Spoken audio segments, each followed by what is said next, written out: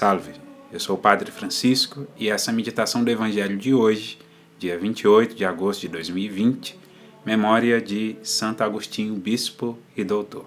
O Evangelho se encontra em São Mateus, capítulo 25, versículo de 1 a 13, e diz o seguinte: Naquele tempo, disse Jesus a seus discípulos: O reino do céu será semelhante a 10 virgens que saíram com suas lâmpadas ao encontro do esposo. 5 dentre elas eram tolas e 5 prudentes. Tomando suas lâmpadas, as tolas não levaram óleo consigo. As prudentes, todavia, levaram de reserva vasos de óleo junto com as lâmpadas. Tardando o esposo, cochilaram todas e adormeceram. No meio da noite, porém, ouviu-se um clamor: Eis o esposo, ide-lhe ao encontro. E as virgens levantaram-se todas e prepararam suas lâmpadas. As tolas disseram às prudentes: Dai-nos de vosso óleo, porque nossas lâmpadas estão se apagando. As prudentes responderam: Não temos o suficiente para nós e para vós. É preferível irdes aos vendedores, a fim de comprardes para vós. Ora, enquanto foram comprar, veio o esposo. As que estavam preparadas entraram com ele para a sala das bodas e foi fechada a porta. Mais tarde chegaram também as outras e diziam: Senhor, abre-nos. Mas ele respondeu: Em verdade vos digo, não vos conheço. Vigiai, pois, porque não sabeis nem o dia e nem a hora.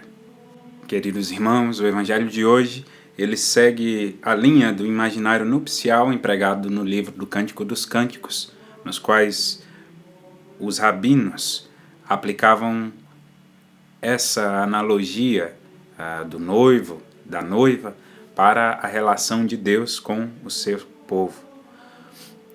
No Evangelho de hoje, essas 10 virgens, elas querem dizer e mostrar os discípulos de nosso Senhor Jesus Cristo aguardando a sua vinda. Nosso Senhor, quando partiu em ascensão, ele falou que voltaria logo, e é preciso estarmos sempre em estado de vigília. Entre essas virgens, 5 eram tolas e 5 eram prudentes.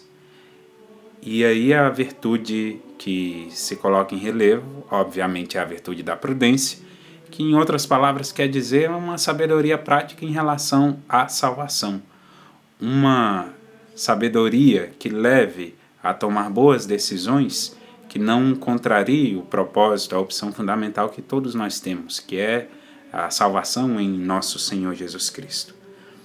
Quando o evangelista, no versículo 5, ele fala que o esposo estaria tardando chegar, seria como que o perigo do atraso da parousia. Claro que nós sabemos que Cristo não se atrasará, mas vale a lição aí por trás, que é o perigo de esfriamento da nossa alma. Parece que nós vivemos sempre como ou se Cristo nem tivesse existido, ou se nosso Senhor Jesus Cristo não fosse voltar.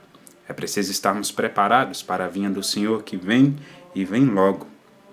E aí nós vemos que todas adormeceram, não só as virgens tolas, mas como as virgens prudentes. E aí há o grande segredo em relação a esse evangelho, que o que não importa não é simplesmente ter uma vigília absoluta em relação à vinda de nosso Senhor Jesus Cristo. O que importa de verdade é estarmos sempre prontos, estarmos com o óleo das nossas lâmpadas preparados. E esse óleo aqui, neste evangelho, quer dizer as boas obras. Não dá para se improvisar uma vida espiritual, ou boas obras, ou respeito ao próximo, ou toda sorte de graça que Deus nos concede, que levemos a bom termo nessa vida terrena, assim que nosso Senhor Jesus Cristo voltar. Daí não adiantará mais. O Senhor virá de surpresa, e aí nós teremos a consumação do seu reino. Por isso que o evangelista também coloca que ele veio ali no meio da noite. Nós seremos todos surpresos pela vinda de nosso Senhor Jesus Cristo, quando ele rasgará o céu no meio, as trombetas anunciarem. Nós teremos a sua visão gloriosa, vitoriosa. Veremos com os nossos próprios olhos a instauração do seu reino no nosso meio. e tudo aquilo que era vivido segundo a esteira da fé e do escondimento será manifestado aos nossos olhos. Quando as outras virgens, as prudentes, elas negam dividir o seu óleo com as virgens que foram tolas, isso não quer dizer uma falta de caridade em si mesmo, porque, em última instância, a nossa salvação é uma responsabilidade pessoal.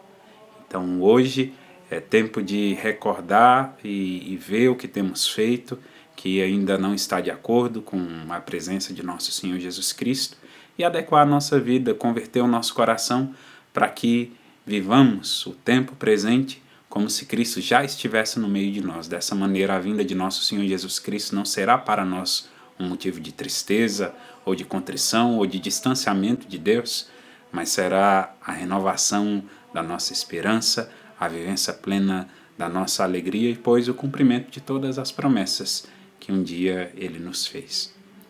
Que assim seja. Amém.